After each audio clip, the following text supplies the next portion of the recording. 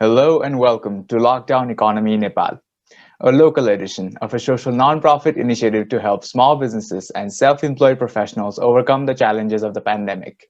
In Nepal, it is being done in collaboration with NYE of Kathmandu chapter, a membership-based nonprofit organization dedicated to create outstanding entrepreneurs, and AlterContacts, a global think tank for sustainable development based in Amsterdam. My name is Susan Lal Manandar, host of the interview series, and I'd like to welcome everyone who joined us for this session. Today, my guest is Shristi Shrestha, who is the co-owner of Prithvi Agro. Hello, Shristi ji, how are you? Hello, Sujan. I'm good. Thank you. Thank you for having me. I'm good. I'm great. Welcome to the interview series, and I'm really excited to have you here. Today, we're going to talk about a company in the agricultural sector, and you've been promoting this eco-friendly agricultural system that is safe for the environment without using chemicals and pesticides. And I can't wait to get into the lockdown economy discussion with you. But let's get started with the introduction of your organization, Srishti ji. So please introduce us to Prithvi Agro. So, Prithvi Agro is a company which started about 4 years ago now.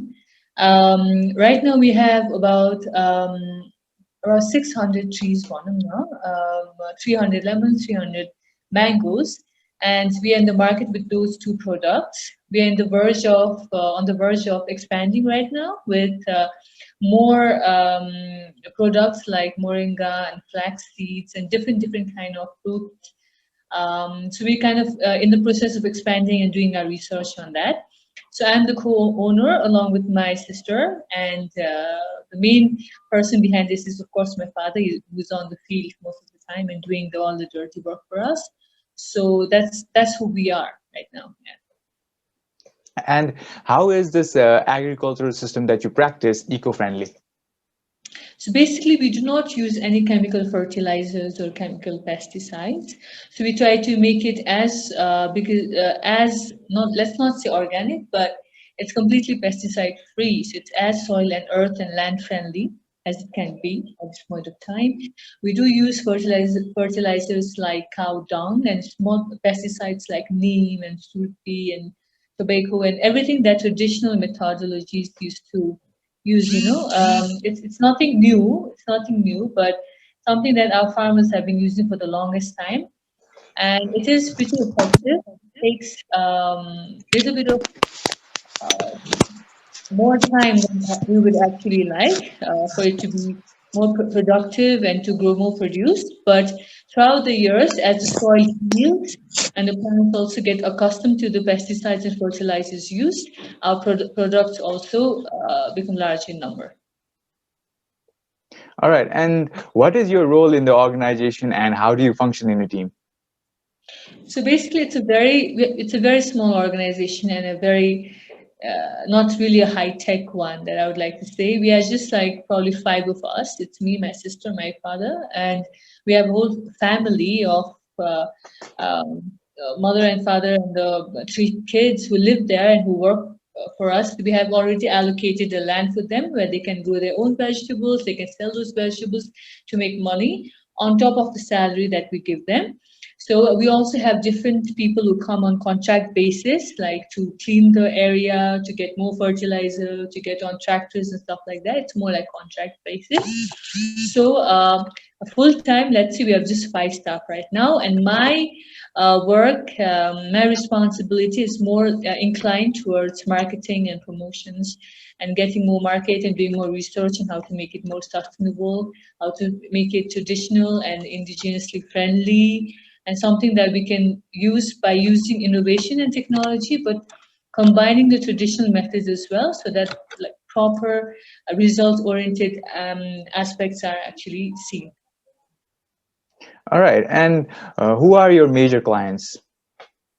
Our major clients basically are in many restaurants in Kathmandu. I think one of Pepe Pizza, Parikshit Bhai, he basically one of the very first clients that we have, and we have very good relationship with him as well. And there are other restaurants as well. But as soon as our products hit are brought to Kathmandu, we just like they just take off. So we don't really have to promote much at this point of time, thankfully. All right. Now, getting into the lockdown, what kind of problems did it bring in your organization? I think our organization, our company was a little bit different than other. Everybody else that I know of and I've talked to have really faced lots of adversity during time of lockdown. But thankfully, we were blessed enough because we work in the food sector. That's so even though we couldn't bring the product to Kathmandu because everything was closed, we did sell all our products locally in the local market. So even though the profit margin was not as high as other times, but everything was sold. We survived pretty well. So it was not much challenging as other businesses probably. All right. And was it because of the transport restrictions that you were not able to bring the products to Kathmandu?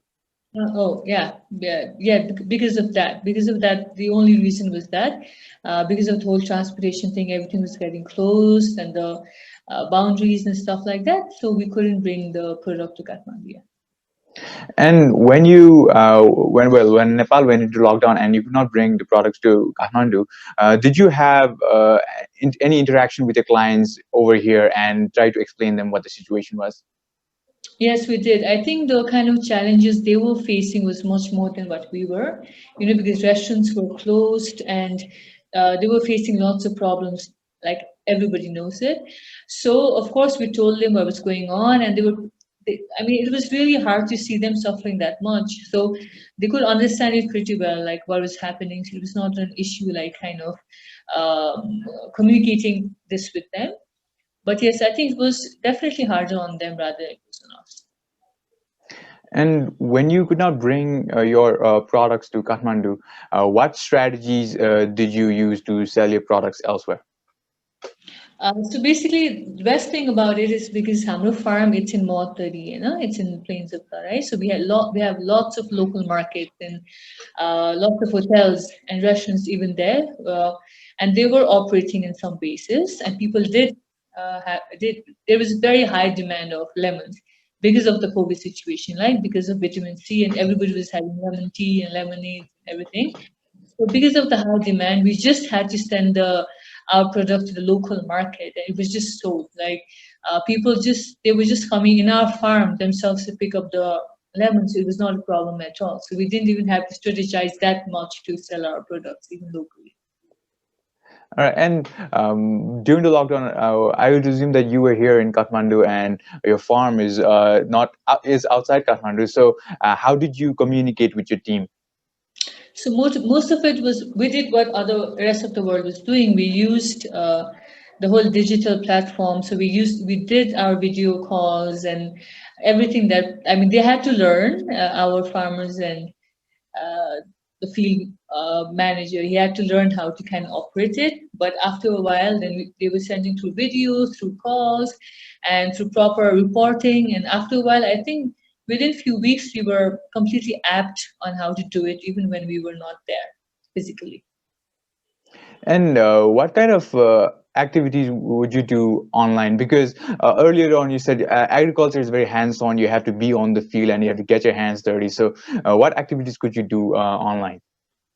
It wasn't, I think it wasn't as easy as like if we were there on the field for sure.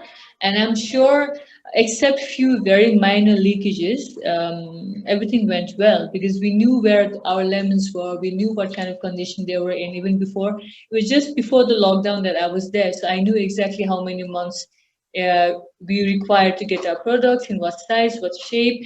So basically through the video call and everything, it was definitely hard and challenging and something new for us. But I think I would like to believe at least and also because we do have very honest and very honest managers there. So yeah, I think I would like to believe that we got through it.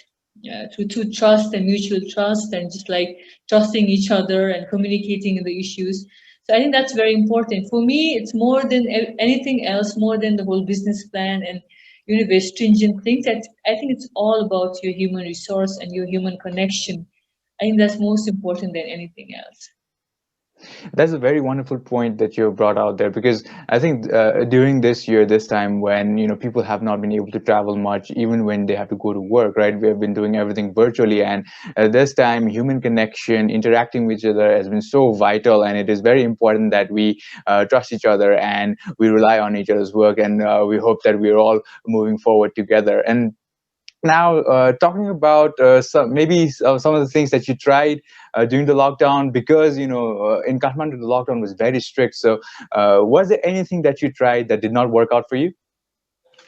I think the only thing that did not work out was just getting the product here. I think that was the only thing. But then we realized it even from early on that that was going to be an issue.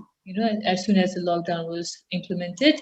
So as soon as we kind of realized that, we just had to understand that we needed to look for local market there, because it is a perishable product, right? We need to sell it on time. So when that happened, I think we just had to strategize a little bit by talking to the local vendors, while talking to local restaurants and hotels there, with market and people, because you see, the lockdown was as strict as it was in Kathmandu. It wasn't that stringent in Mahottari, or the area where my village is. People were coming and going. Even if you go now, to where my village is, even to Janakpur, you won't see a single person wearing mask. It's All right. completely crazy. Like when I go there, I'm with all my mask and sanitizer, and they look at me as if like I'm some kind of posh, like out of this world person, like completely not one among them. So you see, it's not as stringent, and I was pretty surprised too, because I had expected for something worse. So it was really easy for me to kind of work according to that. All right, and we talked about your clients a little bit, but now let's talk about your competition. How did they approach the lockdown, and how was your strategy different from them? So you see, like I don't consider the people in the same business around here as my competitor. I don't think so. I think we are all collaborators, and I think we are doing the same thing of bringing something incredible on people's tables, right? And something that doesn't have pesticide, that doesn't cause cancer, that doesn't have like very dangerous chemicals in it. So I would still consider them to be our partners. I think the only competitor I would consider would be India, because, like I said, last year and the year before that, around 35 crore of lemon was only imported in Nepal. So that's the market like we have to really are up against.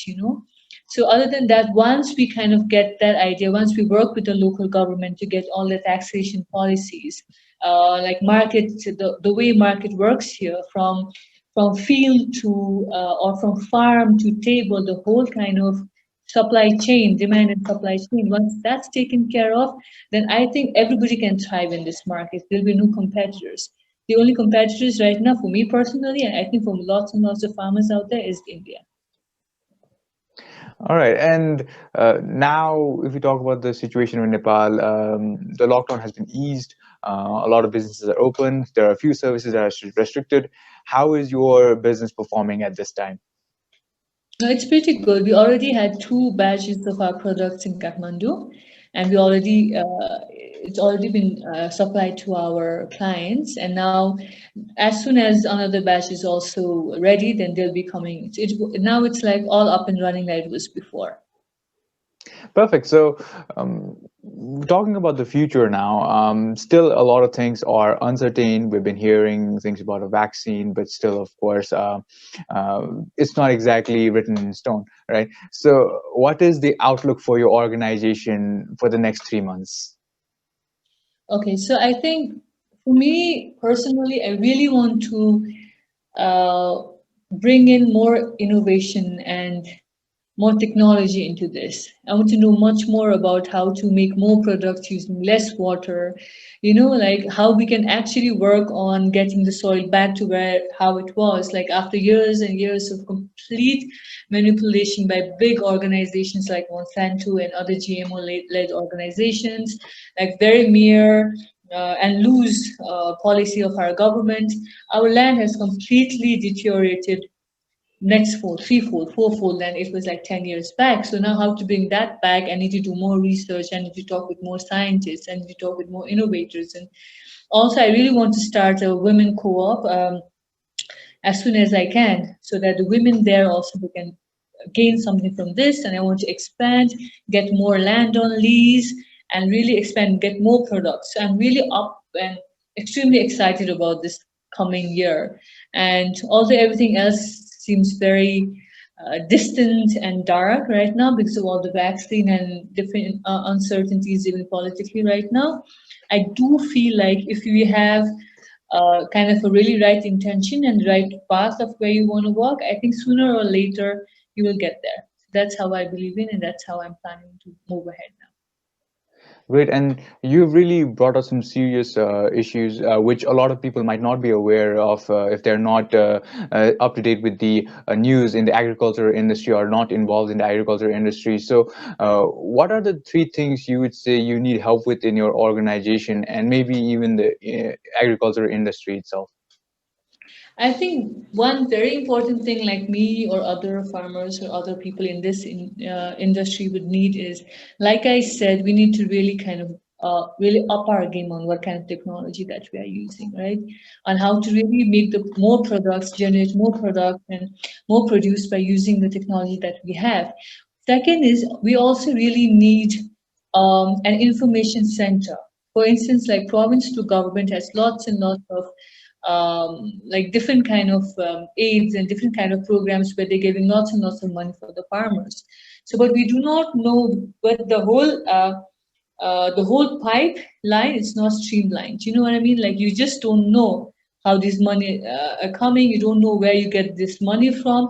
So I think that's one of the other challenges that whenever I talk to other farmers around me, they have the same challenge. They're taking a lot of loan from the bank in very high interest rates.